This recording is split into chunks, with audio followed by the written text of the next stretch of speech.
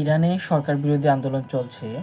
তো এখানে অনেকেরই ধারণা হচ্ছে ভেনেজুয়েলার প্রেসিডেন্টের মতো কি ইরানের প্রধান ধর্মীয় নেতা হচ্ছে খামেনিকে কি এভাবে উঠিয়ে নিতে পারে বা হচ্ছে কোনো কিছু করতে পারে কিনা বা যুদ্ধ হচ্ছে আক্রমণ করতে পারে কিনা আমেরিকা। এখানে প্রথমত হচ্ছে ভেনেজুয়েলার প্রেসিডেন্টকে যে সে তাদের নিজ দেশ থেকে রাষ্ট্রীয় ভবন থেকে উঠিয়ে নিয়ে গেছে, সেখানে হচ্ছে তাদের আকাশ প্রতিরক্ষা ব্যবস্থা সেটা ছিল না তাদের। এই জন্য হচ্ছে ভেনেজুয়েলার প্রেসিডেন্টকে খুব সহজে নিয়ে যেতে পারছে। সেটা কিভাবে পরিচালনা করছে অপারেশনটা, সেটা হচ্ছে হেলিকপ্টারের মাধ্যমে।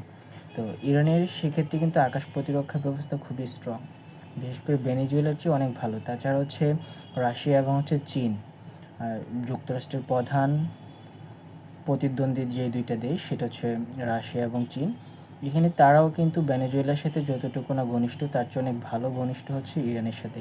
সুতরাং এই প্রশ্নটা এখানে আসলে কখনই আসতে পারে না বা কখনোই সম্ভবই না যে ভেনেজুয়েলার প্রেসিডেন্টকে যেভাবে গ্রেফতার করে নিয়ে গেছে বা হচ্ছে তাদের দেশকে নিয়ন্ত্রণ করছে, ওইভাবে হচ্ছে খামেনি বা হচ্ছে তাদের যে লিডার আছে তাদেরকে নিয়ে যাবে।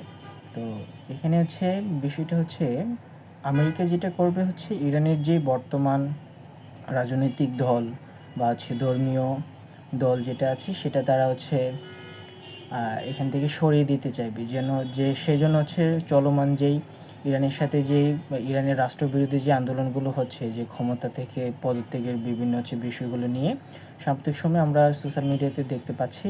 তো এই বিষয়গুলো হচ্ছে আমেরিকা বা হচ্ছে ডোনাল্ড ট্রাম্প নিজেই বলেছেন যে এটা থেকে সে সমর্থন করে জনগণের পাশে আছে।